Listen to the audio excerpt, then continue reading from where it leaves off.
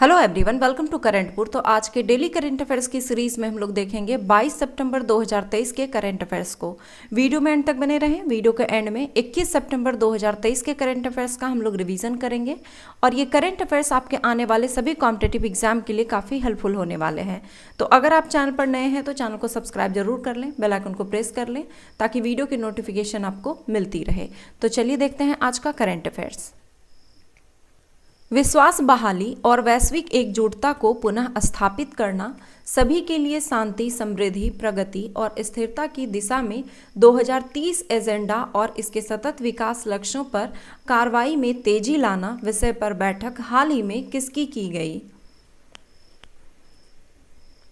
Answer है option D, संयुक्त राष्ट्र के 78वें सत्र की। संयुक्त राष्ट्र महासभा के 78वें अधिवेशन की थीम विश्वास बहाली और वैश्विक एकजुटता को पुनः स्थापित करना सभी के लिए शांति, समृद्धि, प्रगति और स्थिरता की दिशा में 2030 एजेंडों और इसके सतत विकास लक्ष्यों पर कार्रवाई में तेजी लाना है। संयुक्त राष्ट्र महासभा के 78वें अधिवेशन का आयोजन 18 सितंबर से 26 सितंबर 2023 तक अमेरिका के न्यूयॉर्क में आयोजित किया गया, जिसकी अध्यक्षता त्रिनिदाद और टोबैको के राजनयिक डेनिस फ्रांसिस कर रहे हैं। संयुक्त राष्ट्र महासभा के 78वें अधिवेशन में भारत समेत कई देशों द्वारा ग्लोबल साउथ की चिंता, सतत विकास वृद्धि, जलवायु कार्रवाई, अंतर्राष्ट्रीय निगम और वैश्विक स्वास्थ्य जैसे व्यापक मुद्दों पर चर्चा होगी। भारत के प्रधानमंत्री नरेंद्र मोदी ने 26 जनवरी 2024 के गणतंत्र दिवस समारोह के मुख्य अतिथि के तौर पर किसे आमंत्रित किया है? आंसर हो जाएगा ऑप्शन सी, अमेरिका के राष्ट्रपति जो बाइडेन को। प्रधानमंत्री नरेंद्र मोदी ने अमेरिकी राष्ट्रपति जो बाइडेन को अगले साल 26 जनवरी 2024 को भारत के गणतंत्र दिवस समारोह में मुख्य अतिथि बनने का निमंत्रण दे दिया है। इससे पहले 26 जनवरी 2023 के मुख्य अतिथि मिस्र के राष्ट्रपति अब्देल फतह अल सीसी थे। उपराष्ट्रपति और राज्यसभा के सभापति श्री जगदीप धनखड़ ने राज्यसभा में नारी शक्ति वंदन अधिनियम विधेयक 2023 पर चर्चा के दौरान 21 सितंबर 2023 को कितने महिला का राज्यसभा सदस्यों का उपाध्यक्ष पैनल का पुनर्गठन किया? आंसर है ऑप्शन सी, 13 महिलाओं का।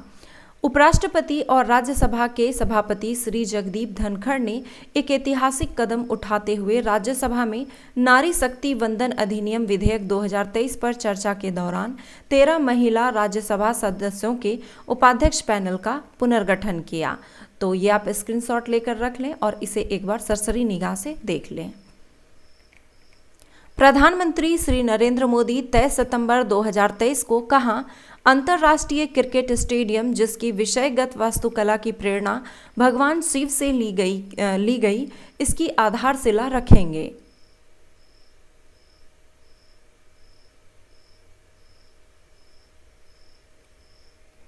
आंसर है इसका ऑप्शन बी, वाराणसी, उत्तर प्रदेश में। प्रधानमंत्री श्री नरेंद्र मोदी 23 सितंबर 2023 को वाराणसी का दौरा करेंगे, जहां अंतर्राष्ट्रीय क्रिकेट स्टेडियम की आधारशिला रखेंगे। वाराणसी के गांजरी राजा तालाब में बनने वाला आधुनिक अंतर्राष्ट्रीय क्रिकेट स्टेडियम लगभग 450 करोड़ रुपए की लागत से 30 एकड़ से अधिक क्षेत्र में विकसित किया जाएगा। इस स्टेडियम की विषयगत वास्तुकला की प्रेरणा भगवान शिव से ली गई है, जिसमें अर्धचंद्राकार छत के कवर, त्रिशूल के आकार की फ्लडलाइट, घाट की सीढ़ियों पर आधारित बैठने की व्यवस्था, बिल्वी पत्र के आकार की धातु की चादरों के डिजाइन विकसित किए गए हैं। इस स्टेडियम की क्षमता 30,000 दर्शकों की होगी। राष्ट्रीय विज्ञान पुरस्कार को कुल कितनी कैटेगरी में दिए जाने की घोषणा की गई है? आंसर है ऑप्शन डी, 4 कैटेगरी में। भारत सरकार ने विज्ञान, प्रौद्योगिकी और नवाचार के क्षेत्र में राष्ट्रीय पुरस्कारों की एक श्रेणी राष्ट्रीय विज्ञान पुरस्कार की स्थापना की।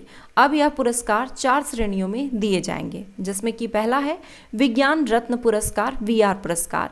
यह विज्ञान और प्रौद्योगिकी के किसी भी क्षेत्र में की गई जीवन भर की उपलब्धियों और योगदान को मान्यता देगा। दूसरा है विज्ञान श्री वीएस पुरस्कार। यह विज्ञान और प्रौद्योगिकी के किसी भी क्षेत्र में विशिष्ट योगदान को मान्यता देगा।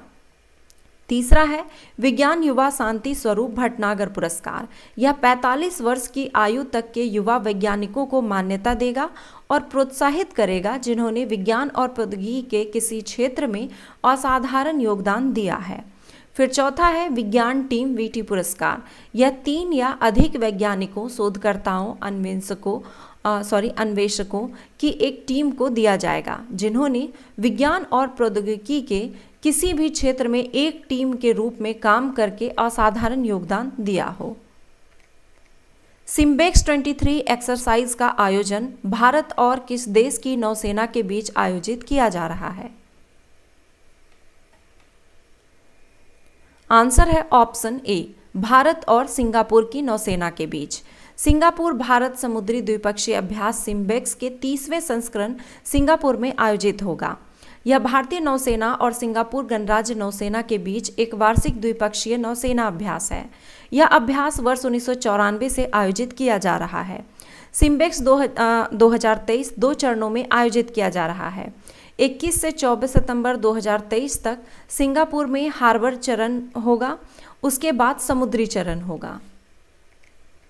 अंतर्राष्ट्रीय शांति दिवस प्रति वर्ष किस तिथि को मनाया जाता है?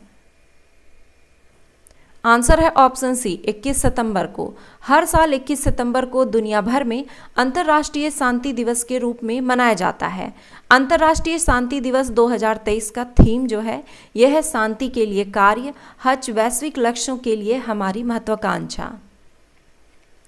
हाल ही में G20 देशों के फ्रेमवर्क वर्किंग ग्रुप की चौथी और अंतिम बैठक कहाँ संपन्न हुई?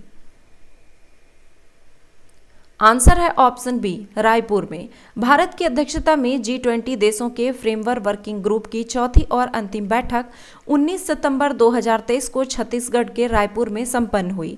वित्त मंत्रालय की सलाहकार चांदनी रैना और ब्रिटेन के वित्त मंत्रालय की मुख्य आर्थिक सलाहकार सैम बैकेट ने इस बैठक की संयुक्त रूप से अध्यक्षता की।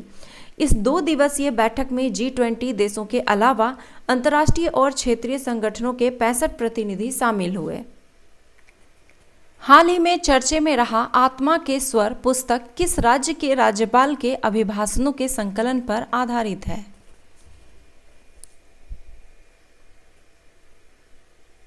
आंसर है ऑप्शन डी, उत्तराखंड के।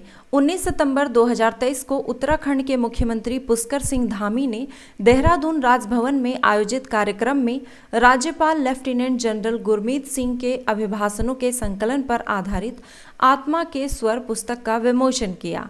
इस पुस्तक में राज्यपाल द्वारा विभिन्न कार्यक्रमों, उत्सवों, दीक्षांत समारोह आदि के 108 प्रमुख संबोधनों का संकलन है। मसालों के अंतर्राष्ट्रीय व्यापार की चुनौतियों से निपटने और नए अवसर की तलाश के लिए हाल ही में वर्ल्ड स्पाइस कांग्रेस WSC का 14वां संस्करण का आयोजन कहाँ किया गया? आंसर है ऑप्शन ए, नवी मुंबई में।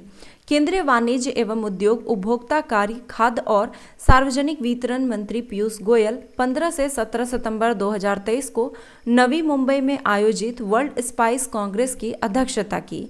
वर्ल्ड स्पाइस कांग्रेस वास्तव में वैश्विक मसाला उद्योग का समूह है जो अपनी 3 दशक लंबी उपस्थिति के दौरान इस क्षेत्र की चिंताओं तथा विचारों पर विचार विमर्श करने के लिए सबसे उपयुक्त मंच बन चुका है।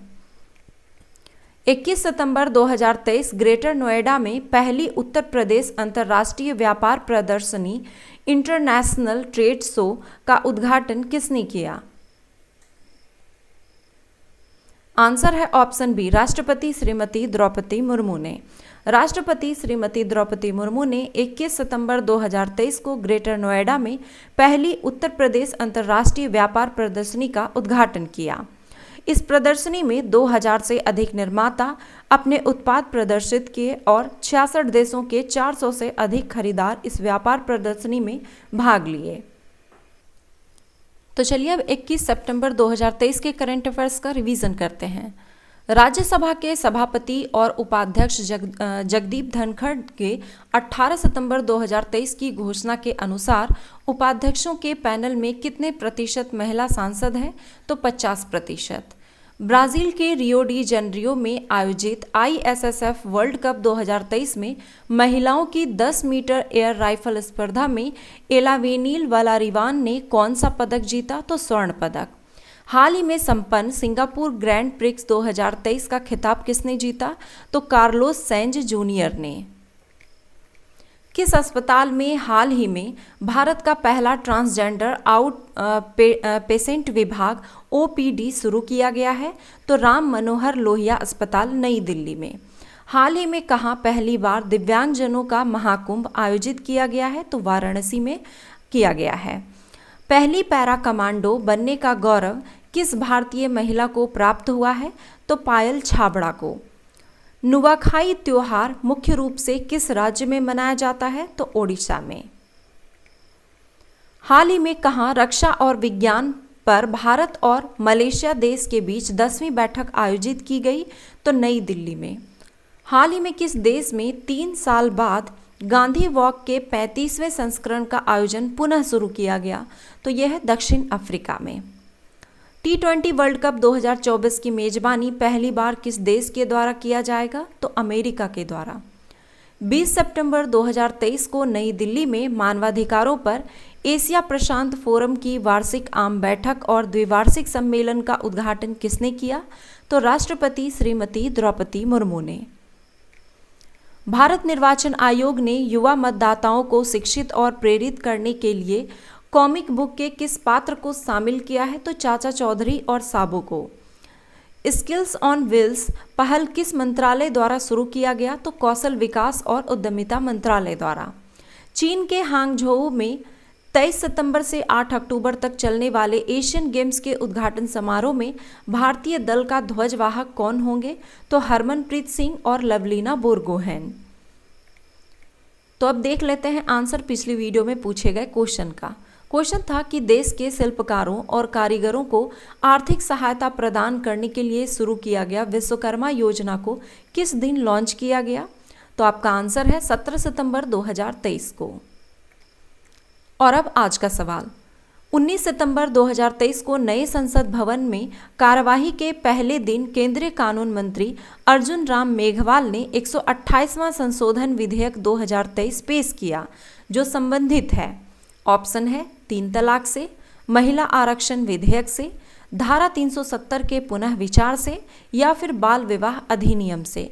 आप अपना आंसर कमेंट बॉक्स में दें। वीडियो पसंद आया तो हमेशा की तरह लाइक करें और अपने दोस्तों के साथ शेयर जरूर करें। धन्यवाद।